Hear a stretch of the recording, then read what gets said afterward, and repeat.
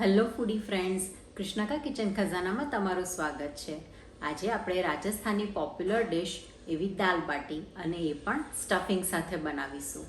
જો તમને મારા વિડીયોઝ પસંદ આવતા હોય તો લાઈક કરો, શેર કરો અને સબસ્ક્રાઈબ કરો. તો સૌથી પહેલાં આપણે દાળ પલાળી દઈએ. 1/4 કપ છોતરાવાળી મગની દાળ, 1/4 કપ તુવેર દાળ, 1/2 કપ મગની મોગર દાળ, 2 ટેબલસ્પૂન અડદની દાળ. દાળને હવે 2 થી 3 વખત પાણીથી વોશ કરીશું. દાળને 3 વખત વોશ કરી દીધી છે. આપણે હવે એને 3 કલાક સુધીને પલળવા રાખીશું. દાળ પલળવાના 2 કલાક પહેલાં ઓલરેડી મેં રાજમા પલાળી દીધા હતા ગરમ પાણીની અંદર. 2 કલાક થઈ ગયા છે. હવે દાળની અંદર એડ કરીશું મીઠું, હળદર, ધાણા જીરું, 1 ટીસ્પૂન જેટલું ઓઇલ. મિક્સ કરી લઈએ. દાળને આપણે 2 વિસલ લગાવીશું. આપણે એટલી મિક્સ દાળ જ અહીંયા આપણે બાફીએ છીએ. રાજમાને આપણે અલગ બાફીશું. રાજમાને 8 થી 10 વિસલ વગાડવાની રહેશે. જો રાજમા તમે પલાળ્યા મોડા હોય તો તમે એની અંદર સોડા એડ કરીને 8 થી 10 વિસલ વગાડશો તો સરસ બફાઈ જશે. હવે આપણે દાળ વઘારી લઈએ. ક્લે પોટની અંદર 4 to 5 ટેબલસ્પૂન જેટલું આપણે ઓઇલ લઈશું.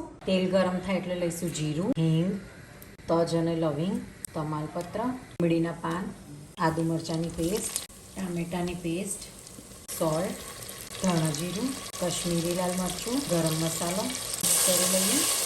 ટામેટાં સરસ સતળાઈ ગયા છે. હવે આપણે એડ કરીશું બાફેલા રાજમા. મિક્સ કરી લઈએ.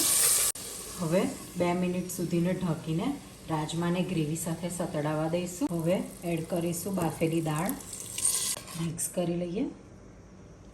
1 કપ જેટલું આપણે પાણી એડ કરીશું. હવે 3 થી 4 મિનિટ સુધીને આપણે એને ઉકળવા દઈએ દાળને. દાળ સરસ ઉકળી ગઈ છે. હવે એડ કરીશું લીંબુ, એડ કરીશું ધાણા. હવે બાટી બનાવી લઈએ. તો સૌથી પહેલાં 2 કપ જેટલો ઝીણો ઘઉંનો લોટ, 1 કપ ઘઉંનો કોકરો લોટ, 2 ટેબલસ્પૂન બેસન, મીઠું, જીરું, હળદર, પિંચ જેટલો સોડા, 2 to 3 ટેબલસ્પૂન જેટલું ઓઇલ લઈશું. તેલને હવે પ્રોપર લોટમાં મિક્સ કરી લઈએ. કોકરો લોટ જો ના હોય તો તમે અંદર સોજી પણ એડ કરી શકો છો. અત્યારે આપણે સ્ટફ બાટી કરીએ છીએ એટલે એકદમ મુઠ્ઠી પડતું મોણ નહીં, આવી રીતે તરત જ છૂટું પડી જાય એ રીતનું મોણ લઈશું. જો આપણે એકલી બાટી કરતા હોઈએ તો થોડુંક વધારે મોણ લેવું જેથી એકદમ સરસ ખસ્તા ક્રિસ્પી આપણી બાટી રેડી થાય. હવે ધીમે ધીમે પાણી એડ કરતા જઈશું અને પરાઠા જેવો આપણે લોટ બાંધીશું. લોટ સરસ બંધાઈને રેડી છે. જો આવી રીતના થોડોક પરાઠા જેવો લોટ બાંધવો. એકદમ હાર્ડ હશે તો સ્ટફિંગ આપણું બહાર આવી જશે. ઢાંકીને આપણે 15 થી 20 મિનિટ સુધીને રેસ્ટ આપીશું. સ્ટફિંગ બનાવવા માટે 3 નંગ મેં બાફેલા બટાકા લીધા છે. મેશ કરી લઈશું. અત્યારે મેં એકલા બટાકા લીધા છે. તમે એની સાથે વટાણાનું પણ કોમ્બિનેશન કરી શકો છો. એડ કરીશું મીઠું, કસૂરી મેથી ક્રશ કરીને લઈશું. હવે વઘાર કરી લઈએ. તડકા પેનમાં 1/2 ટીસ્પૂન જેટલું ઓઇલ લઈશું.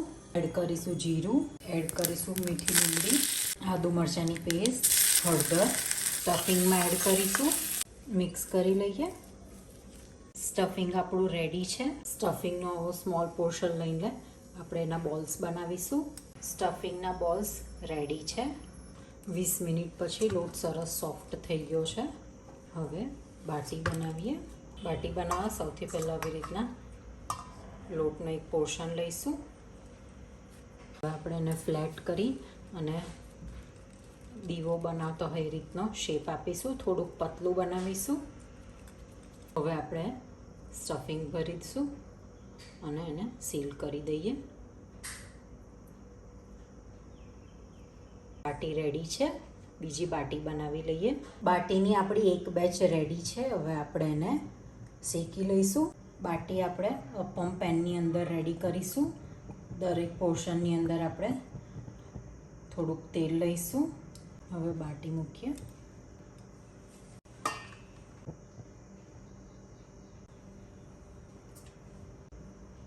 લો ટુ મીડિયમ ફ્લેમની અંદર ક્રિસ્પી થાય ત્યાં સુધીને આપણે અલટાવી પલટાવીને બાટીને શેકી લઈશું.